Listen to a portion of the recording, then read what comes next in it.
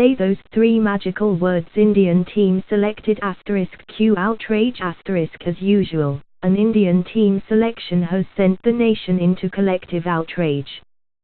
With the long wait for selectors to announce the team and with IPL performances of those left out still fresh in mind, fan frenzy is as high as ever. Remember, the first game this team will play is against Pakistan. They better get the selection right for that. The current selection committee headed by MSK Prasad has already formed a reputation of playing it safe and backing their players after layoffs. Picking Hriday Saha in the test squad right after his comeback despite a good show from Parthiv Patel was a case in point. In a committee, it's a good practice to set policy and expectations, and you can't fault this selection committee on that. Their picks for Champions Trophy are as predictable as they are safe. The fast bowlers and seam bowling all-rounders pick themselves. Mohammad Shami, when fit, Umesh Yadav, Bhuveshwar Kumar and Jasprit Bumrah are without a doubt India's best fast bowling options. Hardik Pandya is now a more than handy seamer, a capable big hitter and a live wire on the field. You couldn't have picked more than two spinners for early summer conditions in England, and the selectors have again preferred auto-select mode there with Ravichandra Ashwin and Ravindra Jadeja. You can easily argue to have a wrist spinner like Yuzvendra Chahal or Kuldeep Yadav, but remember the playing safe formula. Ashwin hasn't had any white ball cricket practice in a while and will get only 2 practice games before playing Pakistan in India's Champions Trophy opener.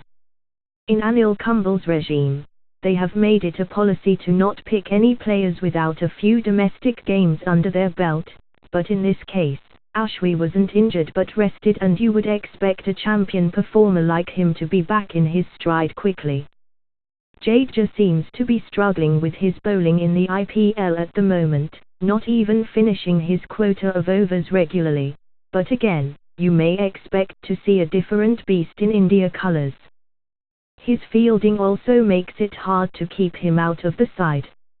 If I were a selector, I would have picked Krul Pandya ahead of him. He has really impressed in this year's IPL with his subtle bowling variations and great temperament both with a bat and ball in his hand. That leaves us with the batsmen, where the debate is the fiercest. India's batting pool is quite rich at the moment, with several players knocking hard on the door, but the selectors refrained from sending any alarms to the dressing room by introducing an unfamiliar face in an ICC tournament. You can understand where the selectors are coming from. The stage is too big to start a greenfield project. But does this batting lineup really select itself? Shikhar Dhawan, Ajinkya Rahane and Yuvraj Singh are capable batsmen who can win games single-handedly on their day, but none of them are automatic choices in the ODI team and may be under pressure themselves, knowing that their limited overs future may be at stake. A couple of fearless youngsters can do wonders to the team's morale. If you think ICC tournaments aren't the right place for them, then go back and YouTube India's 2007 World T20 campaign. If you want examples, then look no further than Yuvraj and Zaheer Khan, who both made their debuts in the ICC knockout in 2000 and were standout players in India's campaign, that saw them finish as runners-up. At the end of the day, you can't grudge the selectors for picking a squad like this. They are far from a bunch of jokers that Mahida Amarath once called them. Since the days of Sourav Ganguly, most players have come into the squad and got an extended run before going out of favour. A stable dressing room has been part of the reason for India's success over the past decade. But then a national sports team isn't an exclusive club. There has to be a way for players to break into that dressing room. Runs in domestic cricket don't count according to some, since the pitches are flat and bowlers are hapless. Didn't Jadeja make triple hundreds in Ranji Trophy? IPL performances are easy to run down to as one-off. Giving an extended run to players has become too much of a holy grail for India's selection. With a larger talent pool and a smaller gap in quality between IPL and international cricket, selectors can pick and drop players on form a bit more now. You won't be lonely and forlorn now if you are dropped from the Indian squad. You can still go back to your IPL team and continue to be in the reckoning for a comeback. A player like Rishabh Pant, who has had a breakthrough domestic season and a handy IPL, warrants a place in the team as a dangerous low-order batsman.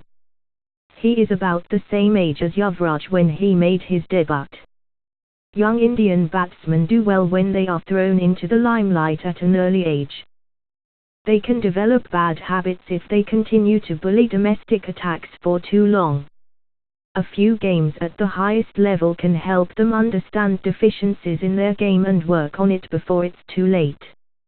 Virat Sehwag was out leg before against Shoaib Akhtar in his first ODI game, realized he was too slow for international quality pace bowling and worked on his game to come back 1.5 years later and made the international stage his own. You won't know what a player is capable of unless you throw him in the deep water. For now, let's hope India's current squad does well in England and the selectors show more imagination in India's bilateral series that follow the Champions Trophy.